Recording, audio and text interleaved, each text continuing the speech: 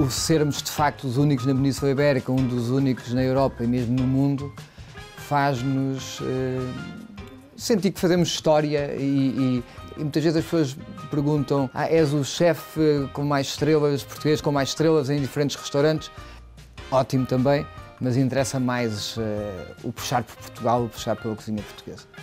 Esta herdade, no fundo, é uma fonte de inspiração, ou seja, dá para viver muita coisa, não só em termos de paisagem que acaba por transmitir e que vais sentindo nesse aspecto, como depois tudo consegues extrair dela.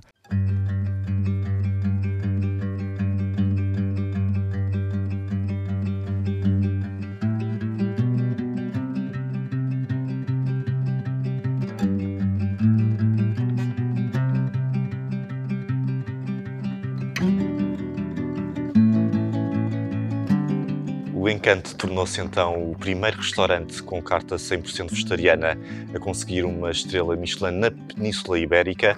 O que é que significa para vocês, para si e para a sua equipa, este reconhecimento e, no fundo, que conceito é que efetivamente oferecem aqui aos vossos visitantes? Em primeiro lugar, quer dizer, estamos muito felizes de termos sido distinguidos, independentemente de sermos os primeiros ou onde quer que seja. Ser distinguidos é já um reconhecimento muito importante do Guia Michelin. Ser reconhecido e distinguido num restaurante vegetariano é também, para nós, que não é a nossa área de expertise e que de repente o que aconteceu foi retirar mais de metade dos sabores e texturas que estamos habituados a trabalhar e a criar e pegar numa paleta de sabores e texturas diferente, completamente diferente, e começar de novo. Por isso foi um bocadinho reinventar-nos a uma nova cozinha, uma cozinha que se vê de futuro, que hoje já há países na Europa onde 25% da população abaixo dos 25 anos é vegetariana, em Portugal 11% da população abaixo dos 25 anos é vegetariana. O sermos de facto os únicos na Península Ibérica, um dos únicos na Europa e mesmo no mundo, faz-nos sentir que fazemos história.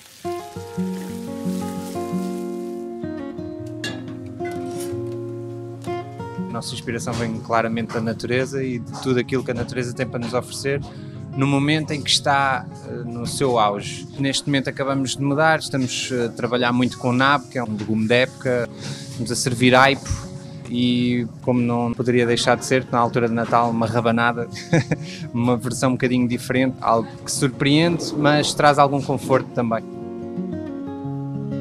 E este projeto em concreto puxa também aqui pelos pequenos produtores locais, não é? Porque há este trabalho de proximidade com eles. Sim, eu acho que aí pegamos no tema da sustentabilidade. Eu acho que as pessoas, a maior parte das pessoas, eu diria, no mundo não sabe muito bem o que quer dizer sustentabilidade, ou pelo menos só sabe uma pequena parte do que é. Ouve muito falar das mudanças climáticas, da necessidade de mudarmos alguns hábitos, mas não entende realmente que a sustentabilidade, acima de tudo, se divide em três, vou-lhe chamar, pilares diferentes: a ambiental, a social e a económica. Fala-se muito do quilómetro zero, do comprar muito perto de nós para não gastar combustível, mas se eu deixasse de comprar, por exemplo, posso comprar o meu azeite aqui, mas se deixasse de comprar café, ou se deixássemos de comprar café na Etiópia, se calhar a sustentabilidade social e económica para muitas famílias e muitas pessoas era dramática. E eu estava a pensar só em mim, e por isso a sustentabilidade social faz-nos também ter que pensar no mundo.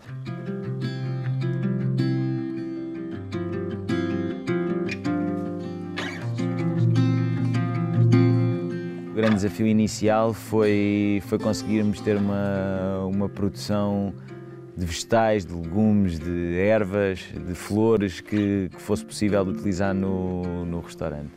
O grande desafio foi conseguir otimizar tudo e ter acesso a estes produtos com a frequência que queríamos e da maneira que queríamos, do tamanho, da fase de produção, de germinação que eles estão disponíveis. Conseguimos ir buscar o sabor muito mais vincado de tudo o que produzimos. E depois também, além do sabor, também um pouco respeitarmos a natureza e termos o melhor que ela nos tem para oferecer sem danificarmos e sem forçarmos a natureza a dar-nos as coisas, ou seja, respeitamos o tempo da natureza e respeitamos o que ela nos dá.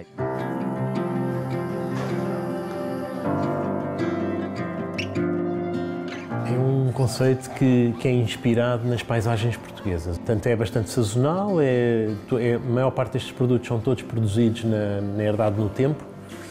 Portanto, ou seja, há uma ligação muito grande entre a cozinha antecipadamente, provavelmente a 3 ou 4 ou 5 meses, que antecipa o menu que vai necessitar dos vários ingredientes. Fala com as pessoas que estão na horta, que é a Ângela e o Carlos, que são as pessoas que estão e que coordenam o trabalho diariamente lá na horta, e depois a partir daí eles veem o que é que conseguem ter em cada uma das estações e começam a produzir para o próximo menu. Portanto, ou seja, em vez de ser ok, o que é que temos disponível, não, vamos trabalhar ao contrário. Portanto, começamos com uma necessidade de uma ideia que surgiu no menu, depois ele é trabalhado através da horta e depois, como é óbvio, às vezes tem que haver pequenos ajustes, porque nem sempre a natureza nos dá exatamente aquilo que estamos planeados e que estamos à espera.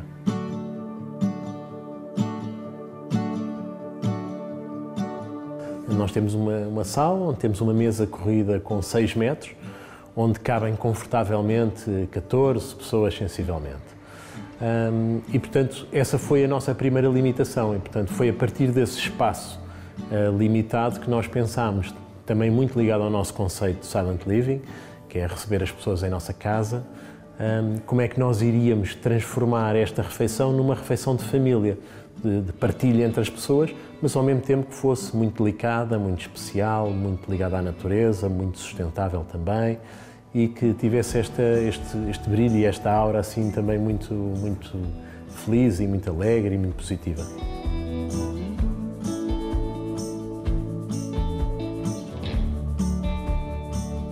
O tipo de agricultura que nós fazemos na herdade é uma agricultura regenerativa e que se baseia em 2 ou 3 princípios. Portanto, temos uma agrofloresta, onde fazemos toda a produção dos vegetais e das frutas, e depois temos também toda a parte mais profunda e de recuperação a médio e longo prazo, que tem a ver com o maneio holístico.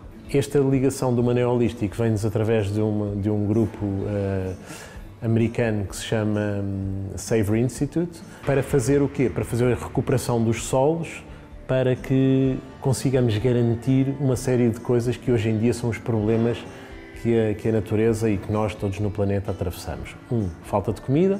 2, problemas de retenção de água e, portanto, e falta de água.